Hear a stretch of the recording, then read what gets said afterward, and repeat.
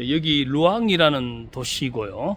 저희들이 이제 식견이 없다 보니까 뭐 이렇게 조그만한 뭐 시골 마을인 줄 알고 왔는데 굉장히 큰 도시고요. 특히 유명한 게 모네의 그림 때문에 유명한 것 같습니다. 모네가 이제 여기 있는 성당을 여러 장 그렸는데 시간대별로 빛이 성당을 어떻게 반사하고 또 보이나 하는 것을 묘사하기 위해서 그렸던 그 그림 여러 장 때문에 유명한 도시가 됐고요.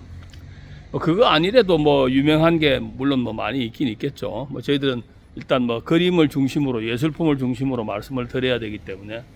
근데 여기 이제 와 보니까 조그마한 호텔들이 빵이 무지 맛있습니다. 제가 뭐 빵을 좀 좋아하는 스타일이기도 한데 특히 아침에 먹었던 과사는 야 이게 진짜 이런 맛이 어떻게 나지? 뭐 이런 조그마한 호텔에서 근데 금방 구워서 나오는 빵이 그렇게 맛있을 수가 없네요. 그리고 특히 또 하나 말씀드릴 수 있는 게 그 에스프레소 커피. 이 커피가 제 입맛이 뭐 그렇게 아주 예민한 사람이 아닌데 내가 맛을 이렇게 예민하게 느끼나 뭐 이럴 정도로 미세한 차이인데 그 차이를 정말 크게 느낄 수밖에 없는 그런 그 희한한 깊이를 주고 있는 것 같습니다.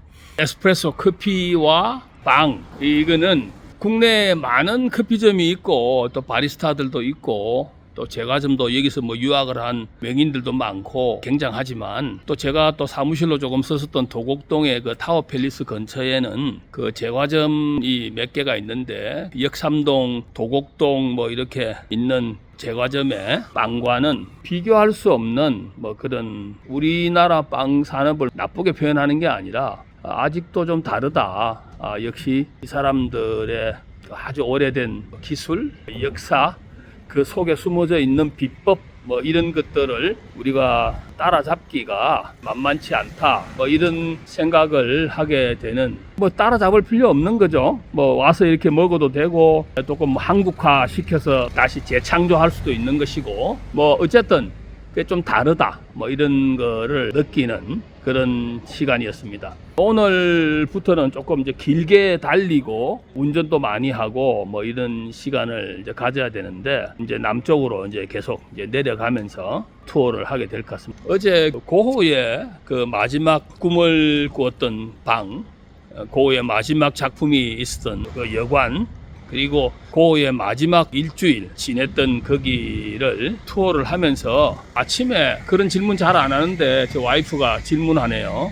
당신은 그걸 보고 뭘 느꼈느냐고. 그래서 저는 사실은 우울했습니다. 그 고흐의 방을 딱 들어가는 순간에 약간 어택 같은 것이 이렇게 호흡이 고르지 못했고 너무 좁고 너무 보잘것없는 그때 당시 그 정말 시골이잖아요. 물론 뭐 파리에서 가깝기도 했지만 거기에서 그렇게 외로운 생활 그 외로움이 또 왜 그 더 많이 느껴졌냐면 자기가 자기의 경제적인 문제를 해결을 못하고 살았잖아요. 그 사람이 생각하는 유일한 삶의 성과 그리고 그 사람이 생각하는 유일한 사람과의 그 의사소통 방법 그 사람이 생각하는 유일한 뭐 성취라고 할까요? 뭐 어쨌든 그것이 결국 유일하게 그림 그리는 그것밖에 없었는데 1프랑 주면 잠을 자고 2.5프랑 주면 밥 먹고 3.5프랑을 내면 모든 것을 해결할 수 있는 그 가난한 삶을 자기 스스로 해결할 수 없었다는 그게 저도 남자잖아요. 그리고 저도 한때 뭐 이렇게 시를 좀 쓰기도 하고 시인으로서 살아보겠다는 작정을 가지고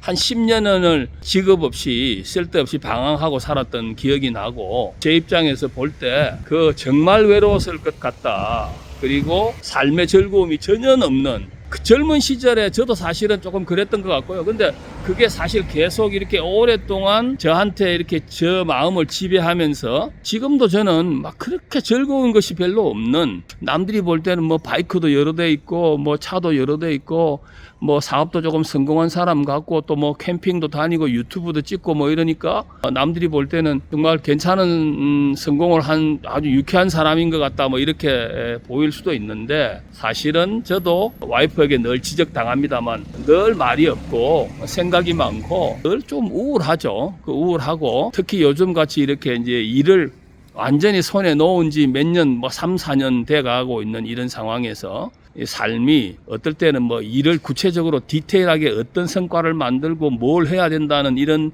목적이 없는 상황에서의 생활을 보낸다는 게 저한테는 굉장한 어려움이고, 그러니까 모든 노인들이 다 그렇겠지만 사실은 저한테는 더 견디기 힘든 시간이다, 뭐 이렇게 말씀을 솔직히 드릴 수밖에 없고, 근데 이 노인 문제를 물론 뭐 국가가 뭐 어떻게 하고 뭐 사회가 어떻게 도와주고 뭐 이것도 중요하지만 결국 본인의 문제이다. 그리고 어떤 준비를 하고 조금 우울하고 즐겁지 않게 보이는 이런 시간을 많이 보내고는 있지만, 그래도 항상 이거보다 더 어려운 일이 생길 경우에는 어떻게 하고, 또 이거보다 더 안 좋은 일이 생길 때는 어떻게 하고, 뭐 이런 거에 대한 각오 혹은 준비, 그런 것들을 저 나름대로 하면서 더 나빠지지 않기 위해서 조금 노력하는 시간을 가지고 있는 것 같습니다. 고의 방을 직접 보면서 삶이 정말 이렇게 처절히 외롭고 힘든 것이었는데, 그걸 아무도, 정말 몇몇 사람을 뺀 나머지 사람들은 다 관심 없이 도와주지 않았고 돌볼 수 없었다. 자기의 삶은 자기가 책임져야 된다 하는 뭐 그런 말도 안 되는 이야기지만 아주 평범한 진리를 다시 한번 또 깨닫는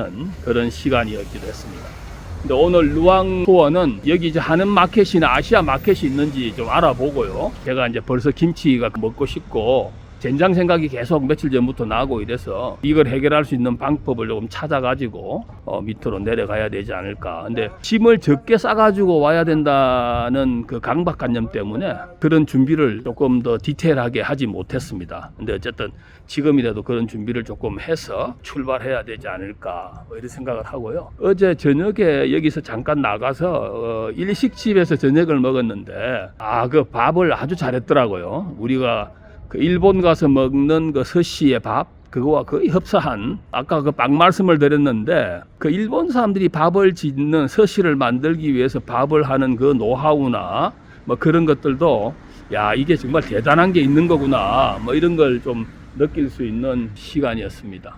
오늘 아시안 마켓을 조금 들러서 나중에 그 모네가 그렸다는 그 성당도 한번 가보고 뭐 그렇게 투어를 조금 하고 차 안에서 시간을 많이 보내게 될 것 같습니다. 나중에 또 뵙도록 하겠습니다.